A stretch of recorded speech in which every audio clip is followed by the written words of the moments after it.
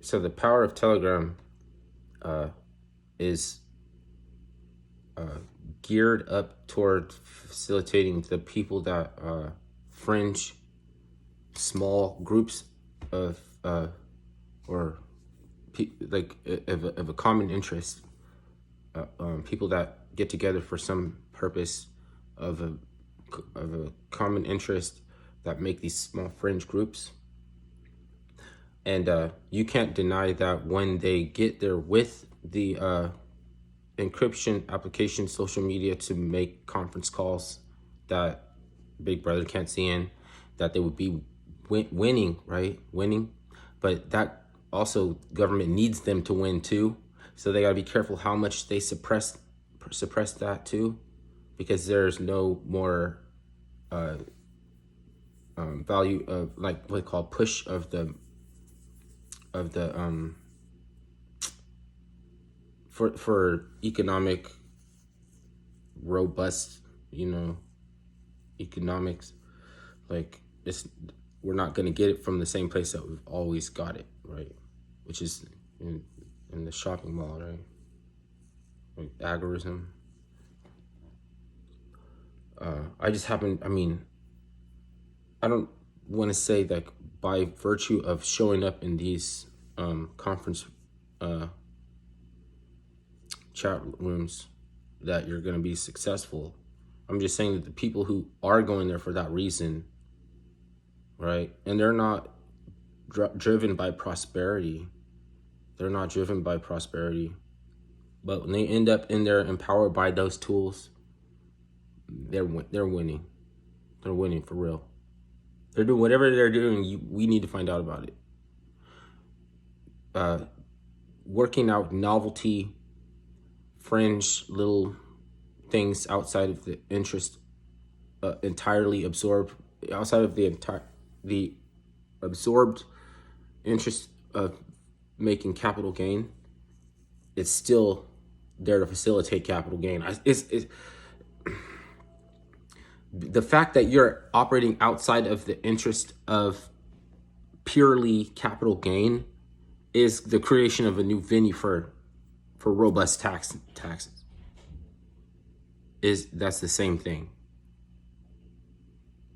You see?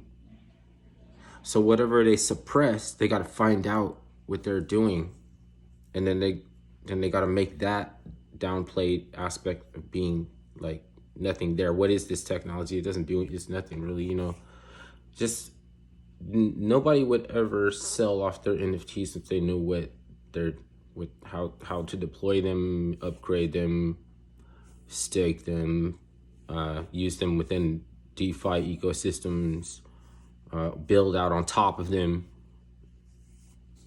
because they're exportable keys to operating systems. You can encrypt passwords in them that you never have to see. And you could sell the passwords to somebody and they never have to see the passwords either, because all they have to do is own it, the NFT. You already have MetaMask, you already have private keys, you can tack it down with the ledger so that it can't even be stolen from the platform that, the platforms that manage them. It's kind of rather nefarious, And if you don't know what I'm talking about, that's all right. You know what I mean? But you have to be suspicious that maybe you should know what I'm talking about. You have to be suspicious that maybe. And the thing is, that may just be something that hasn't played out yet. So I could be talking about nothing. I just mentioned NFTs as one example, but that thing outside of the interest of making capital gains. Back in the 80s, it was breakdancing, shoelaces. It was fat laces on your shoes. Before it got to the mall, they were popular, but it got to the shopping malls, and you couldn't escape them. Everybody was offering them. They would put them outside of each to attract the teenagers to go to their store.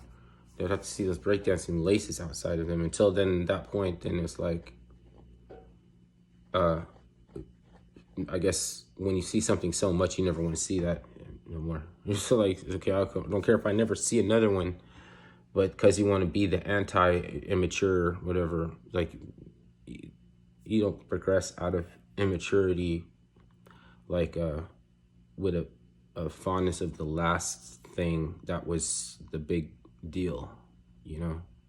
It's like you divorced it. It wasn't no like going on to the next thing, and like that's your little brother following you around, like your little brother when you're a kid, you're little and you're hanging out with your friends, and your little brother's following you around. Shit, it was like you try to ditch him. I was the one who was ditching. I was getting ditched. Okay, well,